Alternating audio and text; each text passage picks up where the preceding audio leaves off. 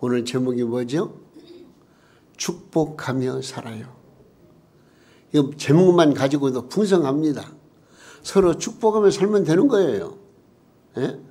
그러면 하나님이 어떻게 해요? 하나님 어째요? 복을 주세요. 그러면요. 예? 오늘 말씀 내용이 그거예요. 너희는 서로 축복하라. 그러면 내가 너희에게 뭘 주리라? 복을 주리라. 세상에서 말하는 복복자 그런 복의 의미를 뛰어넘는 하나님께서 정말 우리에게 주시는 사랑하는 자여 내 영혼이 잘됨같이 내가 범사가 잘되고 강건해지기를 간구하노라는 그런 요한삼서 2절의 축복을 더 깊고 더 넓고 더 높고 더 큰 그 복을 하나님께서 우리에게 주신다고 약속해 주셨습니다. 이 놀라운 은혜와 복을 우리 모두 함께 받아 누리시기를 예수님의 이름으로 축원합니다. 저는 이 전화기가 있는데요. 전화기 저한테 전화하더라도 아마 그런 그 컬러링이 나올 거예요. 또 제 전화에서도 그렇게 전화가 오면은 컬러링이 나와요. 당신은 소중한 사람, 당신은 존귀한 사람, 이 세상에 하나뿐인 당신은 너무나도 소중한 너무나도 소중한 사람. 어떻게 돼요? 이 세상에 하나뿐인 당신을 사랑해요. 어떻게 좀 다시 한번 하겠습니다. 당신은 소중한 사람, 당신은 존귀한 사람, 이 세상에 하나뿐인 당신은 너무나도 너에게 소중한 사람, 그런 당신을 사랑해요. 그런 당신을 축복해요. 사랑받기에 합당한 당신을 주의 이름으로 사랑합니다. 그게 축복해요. 당신을 축복해요. 오늘 저는 축복이라는 단어를 생각하면서 하나님께서 우리에게 복을 주시는데 그 복을 받아서 남을 마음껏 축복하며 살았으면 좋겠다. 여러분, 오늘 또 우리 하나님께서 우리에게 복을 주실 줄로 믿습니다. 그 복을 받아서 우리는 또 다른 사람에게 어떻게 하자고요? 축복하며 살아요. 우리는 복을 주는 존재는 아닙니다. 이 복을 주시는 분은 오직 하나님 한 분밖에 안 계십니다. 근데 그 하나님의 복을 받은 우리들이 남들에게 또 이웃에게 내 가족에게 축복할 때에 하나님께서 그 축복한 대로 복을 주시겠다. 그렇게 약속해 주신 말씀이에요. 아주 중요한 말씀입니다.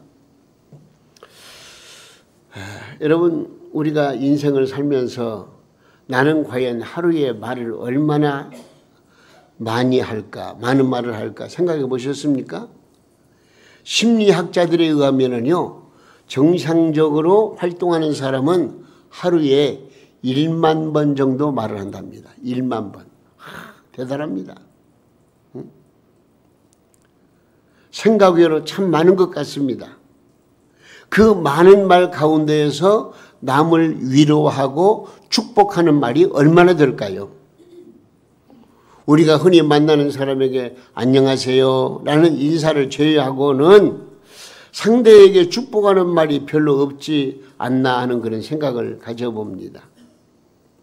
여러분들이 자녀들에게 하루에 축복하는 말을 몇 마디나 하셨습니까? 잘못하면 온통 하지 마라. 왜 그러니? 그건 안 돼. 왜 또 그러니? 너 혼난다? 아이들이 엄마를 잔소리꾼으로 떠올리게 하지는 않았는가 하는 것을 생각해 봅니다. 무엇인가 충고하고 또 잔소리보다는 오히려 내 사랑하는 가족, 자녀들에게 축복하는 말을 한다면 얼마나 좋을까 그런 생각을 가져봅니다. 이웃에 대해서는 어떠했습니까? 비판하고 정죄하지는 않았습니까? 여러분, 건설적인 비판해야 될 때도 있지만은 그러나 축복하는 말을 많이 해야 됩니다. 우리 예수를 믿는 그리스도인들은요, 한마디로 말하면 복을 비는 사람이에요. 이 축복이라고 말은 빌축자, 복복자예요. 복을 빌어주는 거예요. 상대방이 잘 되기를 원하는, 상대방이 정말로 엄청난 은혜 속에서 강건하며 또 놀라운 역사를 만들어 갈 수 있기를 위해서 내가 마음으로 빌어주는 것, 이것이 바로 축복이거든요.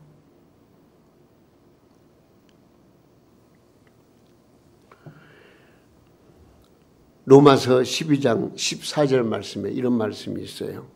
너희를 뭐요? 박해하는 자를 축복하라.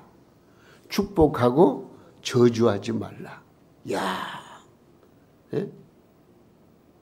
심지어는요, 나를 핍박하는 자를 저주하지 말고 어떻게 하라고요? 축복하라는 거예요. 이런 말씀을 우리가 한번 더 씹어봐야 돼요. 죄송합니다마는 나를 기분 나쁘게 하고 내 자존심을 건드리고 나에게 해코지 하는 사람까지라도 우리는 뭐 하라고요? 오늘 말씀 보세요. 이게 하나님의 말씀이니까 우리는 받아야 돼요. 오히려 축복하라고. 예수님은 제자들이 12제자가 있습니다. 근데 12제자만 있는 것이 아니고 70명의 제자들이 있었어요. 근데 70명의 제자들을 이제 밖으로 전도하러 보내면서 제자들을 파송하시면서 이런 말씀을 하셨어요. 뭐라고 말씀하신 줄 알아요? 누가복음 10장 5절에서 6절 말씀인데 읽어보겠습니다.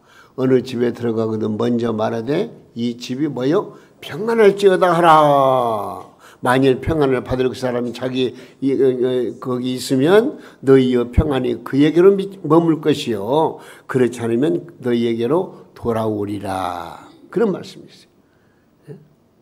여러분, 전도하기 위해서 가정을 방문할 때 가장 먼저 평안을 빌라 축복하라 그런 얘기입니다. 근데 내가 축복을 했는데도 그 축복을 받을 만한 자격이 없다. 그러면 그 축복이 어쩐다고요? 다시 내게로 돌아온다. 그렇게 말씀하고 있는 것입니다. 여러분, 저는 바랍니다. 우리는 예수님의 이름으로 축복하는 삶을 사시기를 주님의 이름으로 부탁드립니다. 우리 하나님께서 오늘 우리에게 주시는 말씀의 핵심 요소가 그거예요. 서로 축복하라는 거예요. 그러면 너희들이 복을 빈 대로 내가 너에게 복을 주리라고 말씀하고 있는 것입니다. 그런데 오늘 본문 말씀 보니까요, 하나님은 제사장들에게 내 백성을 축복하라 명령하십니다. 아론과 그의 아들들 그 제사장들은 백성들에게 축복하라는 말씀입니다. 그렇다면 이는 하나님께서 제사장들에게 대단한 권위를 주신 것입니다. 여러분, 축복하는 것은요, 사실 권위를 가지고 축복하는 거예요. 그래서 그 권위가 나에게 축복의 권위가 있을 때에 그 권위에 의해서 하나님께서 복을 축복한 대로 복을 나타내 복을 주시는 거예요. 예? 자, 오늘 말씀 보세요. 중요한 것은 뭐냐면, 자, 오늘 본문 27절 한번 읽어볼까요? 27절. 자, 그들은 시작. 그들은 이같이 내 이름으로 이스라엘 자손에게 축복할지니 내가 그들에게 복을 주리라. 할렐루야. 예? 너희가 축복하는 대로 나 여호와가 복을 주겠다는 말씀입니다. 이제 공기가 또 이렇게 좋은 환경 속에서 에어컨이 가동이 되니까 저도 그냥 가끔 기침 많이 하잖아요. 기침할 수 있어요. 괜찮아요. 자, 우리 정말로 이 귀한 말씀을 한번 잘 생각해 보세요. 내 이름으로 이스라엘 자손에게 축복할지니 내가 그들에게 복을 주리라. 에? 너희가 축복하는 대로 나 여호와가 복을 주겠다는 말씀 아니겠습니까? 창세기 12장 3절 말씀에 이런 말씀이 있어요. 한번 읽어보겠습니다.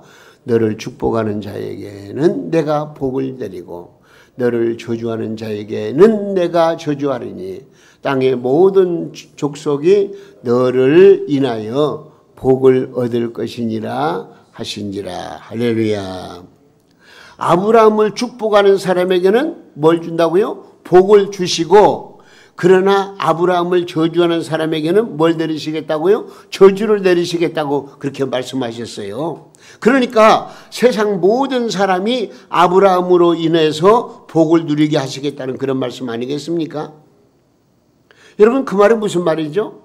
우리가 아브라함의 믿음을 본받고 아브라함처럼 순종하면은 아브라함이 받은 복을 우리가 받아 누리게 된다. 그런 내용이에요. 저는 바랍니다. 아브라함에게 주셨던 엄청난 축복을 우리 성도님들이 다 함께 받아 누리시기를 주님의 이름으로 축원합니다. 그런데 하나님은요, 우리에게도 축복권을 주셨어요. 이걸 아셔야 돼요. 아브라함에게만 축복권 주신 것이 아니고 우리에게도 축복권을 주셨습니다. 그래서 우리가 누구를 축복하면 하나님은 그 축복을 한 대로 복을 내려주신다고 말씀하고 있는 것입니다. 우리가 축복의 사람이 되면은요, 주변 사람들이 나로 인하여서 복을 누리게 되는 것입니다. 자, 옛날 요셉이 있잖아요. 요셉의 형님들에게 의해서 팔려가지고 애굽으로 갔는데 애굽에서 보디바르 집에서 종살이 하면서 우여곡절을 많이 겪었잖아요. 그런데 이 요셉이 너무나도 일을 잘하고 성실하고 진실하니까 그 가정 총무로 일을 하도록 만들어 주었어요. 그런데 저는 그 말씀을 읽으면서 이 요셉이 비록 이국 땅에 넘어와서 남의 집 종살이를 하고 있지만은요, 보디바르 집에서 일하면서 그 가정을 축복했다고 저는 그렇게 생각을 합니다. 그래서 자, 한번 읽어볼까요? 창세기 39장 5절 말씀입니다. 그가 요셉에게 자기 집과 그 모든 소유를 주관하게 한 때부터 여호와께서 요셉을 위하여 그 애굽 사람의 집에 어때요? 복을 내려주심으로 여호와의 복이 그 집과 밭에 있는 모든 소유에 미친지라. 이야, 아니 생각해 보세요. 이방인들도 애굽 사람도 축복하니까 하나님께 축복한 대로 그에게 복을 주셨다. 요셉을 생각하면서 우리는 그 말씀을 생각해 볼 때에 내가 내 이웃에게 축복하는 것이 얼마나 소중한가 하는 것을 생각해 볼 수 있습니다. 여러분, 서로 축복하며 사시기를 바랍니다. 하나님께서는 요셉을 위해서 애굽 사람의 집에 복을 내려주셨다 그랬습니다. 우리는 아브라함처럼 요셉처럼 제사장들처럼 축복의 사람이 되어서 내 자녀와 내 이웃을, 아니 국가와 나라와 민족을 위해서 마음껏 축복하는 축복의 주인공들이 다 되시기를 예수님의 이름으로 축원해 드립니다. 그러면 우리는 자, 축복을 가진 축복의 사람으로서 어떻게 축복해야 할까? 오늘 본문 말씀 어떻게 축복하면 좋을까? 그냥 복 받으세요. 물론 좋죠. 그렇지만 오늘 말씀의 내용을 보니까 아주 구체적으로 말씀해요. 어떻게 축복해야 될 것인가? 먼저 복을 내려주시고 항상 지켜주세요. 이렇게 축복하라는 거예요. 한번 읽어볼까요? 본문 24절입니다. 여호와는 시작. 여호와는 내게 복을 주시고 너를 지키시기를 원하며 그래요. 여기에서 복은요, 요한 3서 2절 말씀대로 영원히 잘됨같이 범사가 잘되고 강건한 축복을 의미하고도 있습니다. 이런 내용으로 축복하라는 말씀이에요. 그리고 더 나아가서 보호해 주시고 지켜주시기까지 빌라, 그런 내용입니다. 여러분, 우리가 무엇을 얼마나 받았는가 많이 중요한 것만이 아니라 받은 것을 어떻게 지키고 사용하느냐 하는 것은 더욱더 중요한 것입니다. 사실 이것을 지키려 할 때에 강한 공적이 있기 마련입니다. 내가 조금만 방심하게 되면은 그 지켜야 될 것을 잃어버리고 빼앗기기 십상입니다.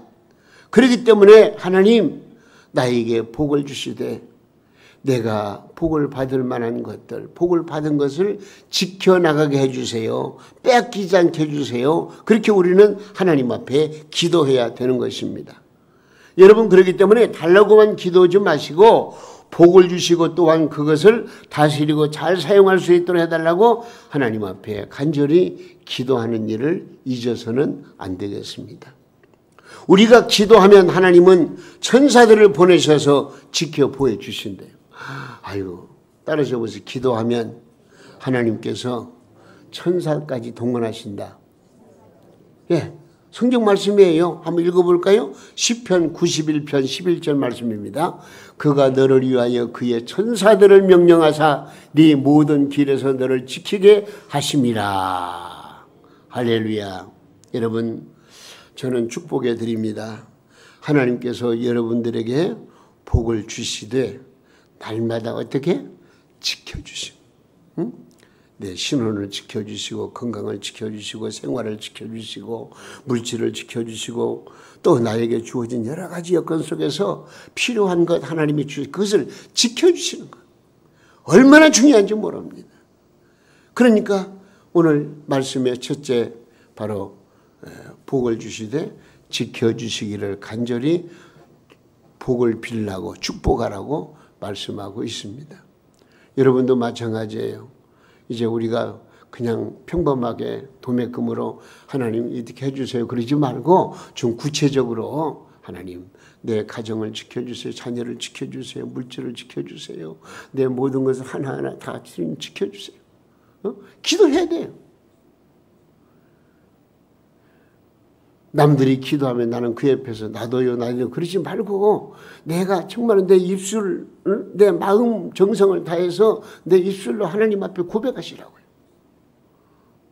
복을 주시고 복을 주시되 지켜주세요. 항상 지켜주세요. 그러면서 여기 뭐라고 말씀하시냐, 얼굴을 향하시고 은혜를 베풀어 주세요 라고 기도를 해요. 얼굴을 향하시고 뭘? 은혜를 베풀어 주세요라고 축복하라는 거예요. 25절 말씀 읽습니다. 여호와는 그의 얼굴을 내게로 비추사 뭐요? 은혜 베푸시기를 원하며 그랬습니다. 여기 얼굴이라고 하는 것은요, 하나님의 거룩하신 성품과 의지를 상징하는 거예요. 그 얼굴을 비추신다고 하는 것은 무슨 말일까? 하나님의 얼굴을 나게 비추신다? 이 말은요, 마치 새근새근 잠자는 아이의 모습을 들여다보며 행복이 개어 미소 지는 어머니 얼굴 같은, 천사 같은 내 사랑하는 아들, 딸이 잠들고 있을 때 그 잠든 모습을 정말로 흐뭇한 마음을 가지고 들여다보는 그 어머니의 그 사랑의 모습. 하나님, 여기 오늘 말씀 얼굴을 향하시고 그 말은 그런 모습으로 나를 바라보시는 하나님, 나에게 놀라운 은혜를 베풀어 주세요. 그렇게 말씀하고 있습니다. 저는 바랍니다. 우리 동명교회 성도님들 이런 믿음을 가지시기 바랍니다. 하나님은 지금도 우리에게 얼굴을 향하여서 이렇게 우리를 바라보고 계신다는 것을 꼭 기억하시고 그 은혜에 감사하는 삶을 살아가시기를 바랍니다. 사랑하는 사람이 나를 바라볼 때 나는 따스함을 느낄 수가 있습니다. 그러나 사람의 얼굴을 돌리면 얼마나 차갑고 냉정한 줄 모릅니다. 부부가 서로 싸우면 서로 어떻게 합니까? 실컷 싸우고 나서 핑 하고 외면해 버립니다. 남자는 남자대로 여자는 여자대로 외면해 버려요. 그 집에 들어와도 못 본 찰 때 그 썰렁함은 한겨울에 한파와도 같습니다. 매우 고통스러운 것입니다. 서로 얼굴을 마주보고 있어야 될 사람이 얼굴을 돌리고 있다면 그 얼마나 마음이 아프고 괴롭고 참 어렵겠습니까? 그렇다면 하나님께서 우리를 외면하신다면 어떻게 되겠습니까? 이것을 알기 때문에 다윗은 범죄한 후에라도 하나님께 간절히 호소합니다. 하나님, 내가 비록 죄를 범했지만 하나님의 얼굴을 저에도 향해 주세요. 내 모든 죄를 용서해 주세요.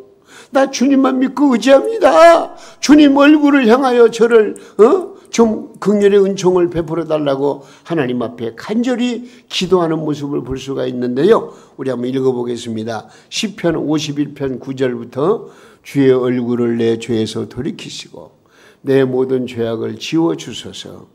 하나님이여 내 속에 정한 마음을 창조하시고 내 안에 정직한 영을 새롭게 하소서. 나를 주 앞에서 쫓아내지 마시며 주의 성령을 내게서 거두지 마소서. 자, 이 말을 쉽게 이해시켜 드린다면 이렇습니다. 주님의 따스한 얼굴을 내게로 비춰주시고 내 안에 새로운 영을 허락해 주세요. 그런 의미가 있고요. 또 한 가지는 주님께서 성령을 거둬가시고 영원히 얼굴을 돌리시면은 나는 살 수가 없습니다. 하나님, 나에게 얼굴을 향하여 드시고 또 나에게 성령의 은혜를 주시고 나를 붙잡아 주세요.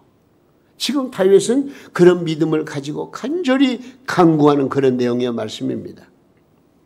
다윗은 하나님의 얼굴이 자신에게서 돌아설까 봐 불안해합니다.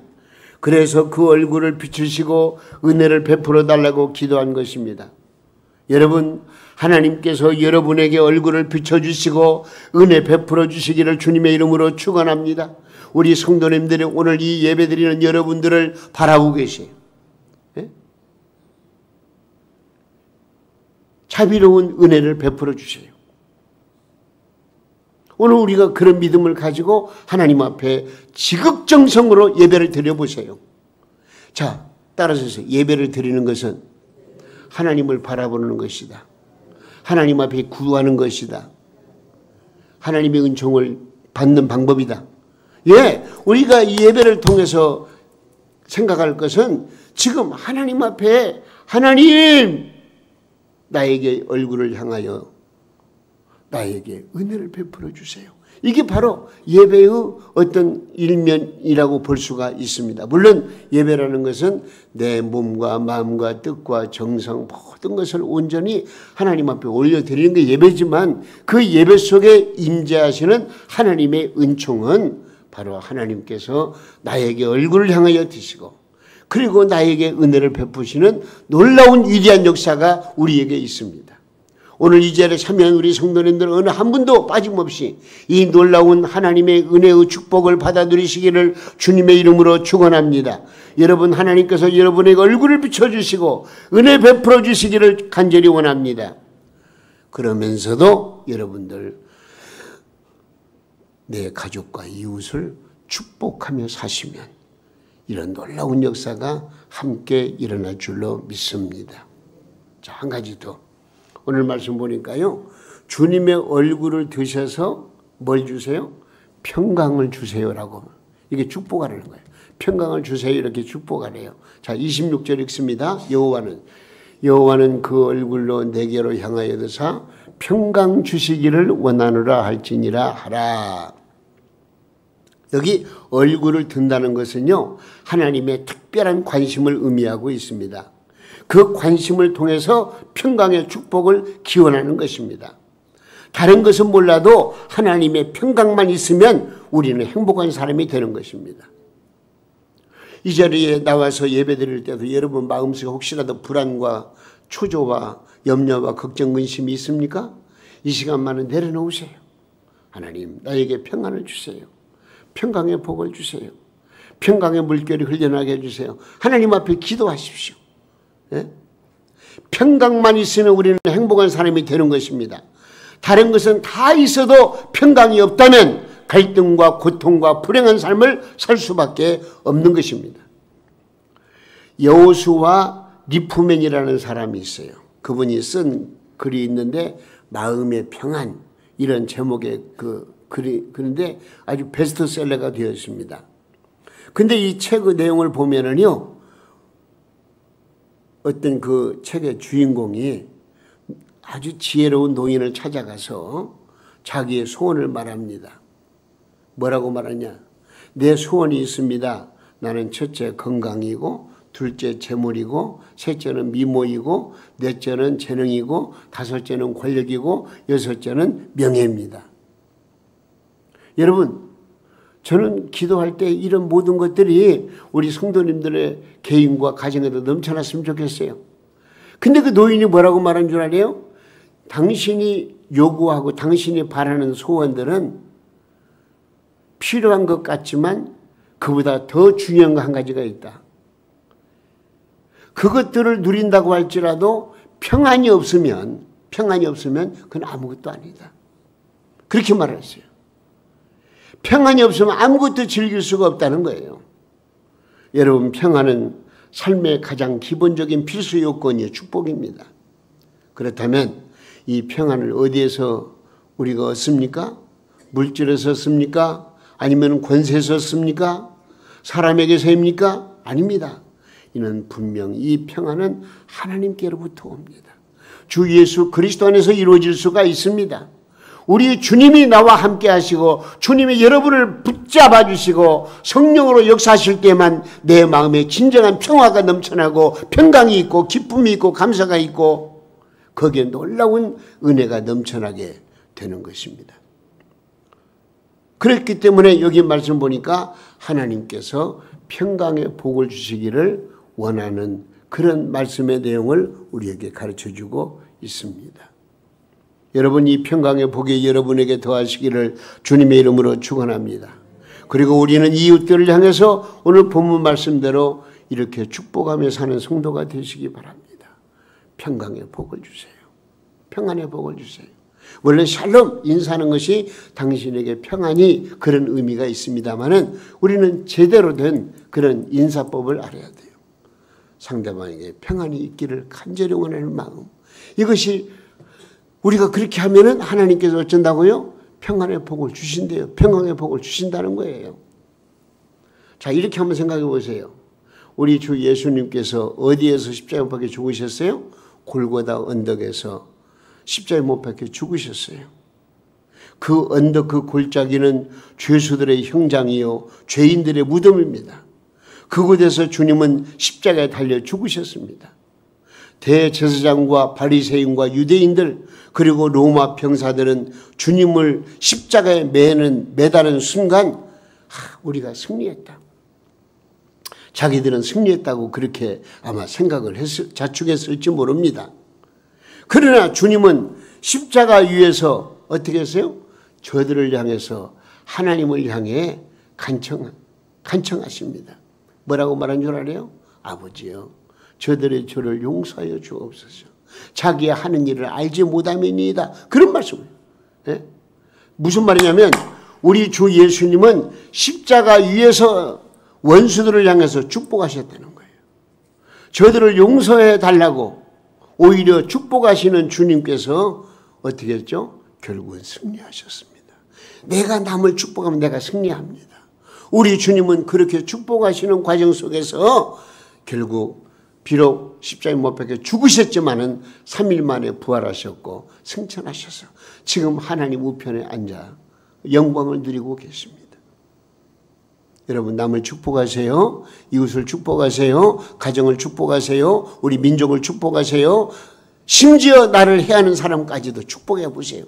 예수님은 자기를 십자가에 못 박는 사람들에게까지라도 축복하셨다니까요. 그래서 결국 승리하게 되었다는 말씀입니다. 여러분, 우리가 축복할 때 하나님께서는 분명코 들어주십니다. 오늘 27절 말씀이 중요하니까 한 번 더 읽어보겠습니다. 27절 뭐라고 그랬습니까? 그들은 이같이 내 이름으로 이스라엘 자손에게 축복할지니 내가 그들에게 복을 주리라. 할렐루야. 내 이름으로 축복하면 내가 그들에게 복을 내려주시겠다는 말씀입니다.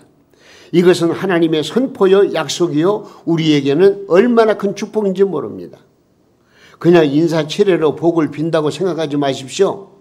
내가 복을 빌 때는 하나님께서 들으시고 그에게 복을 주신다고 확실한 믿음을 가지고 우리는 서로를 축복해야 되겠습니다. 성경 말씀 보면은요, 이삭이 야곱에게 축복합니다. 근데 그 다음 쭉 말씀을 읽어보면은요, 축복한 대로 하나님이 야곱에게 복을 주세요. 모세가 12지파에게 축복을 빌어요. 그러면 또 하나님께서 그 축복한 대로 복을 주시는 거예요. 예? 야, 대단합니다. 여러분, 자녀에게 축복할 때 하나님께서 그 축복한 대로 복을 주시는 줄로 믿으시기 바랍니다.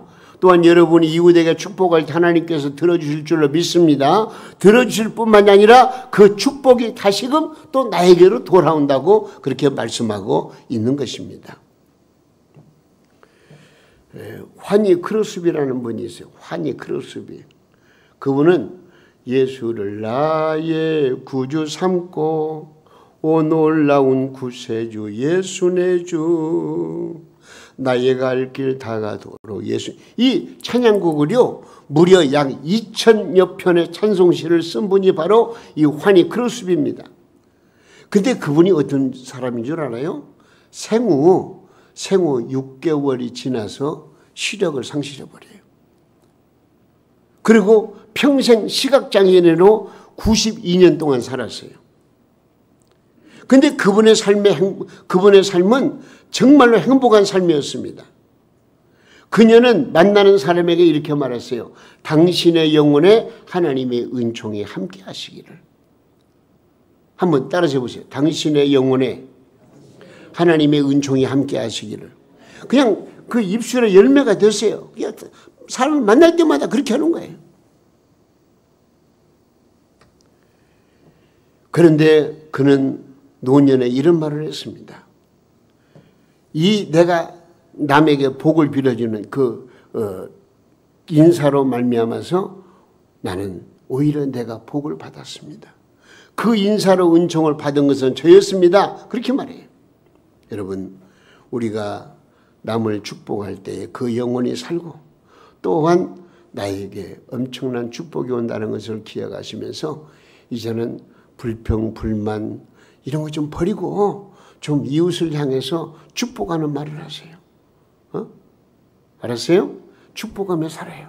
오늘 제목의 말씀대로 여러분의 입에서 나오는 축복의 말 한마디가 여러분의 자녀와 이웃은 물론 여러분 자신의 인생을 바꿔놓는다는 것을 기억하시고 우리 모두 하나님께서 우리에게 주시는 말씀을 붙들고 축복하며 살아가는 우리 성도님들 다 되시기를 주님의 이름으로 축원합니다. 어떻게 축복하자고 그랬어요? 항상 지켜주세요. 은혜를 베풀어 주세요. 그 다음에 뭘 주세요? 평강의 복을 주세요.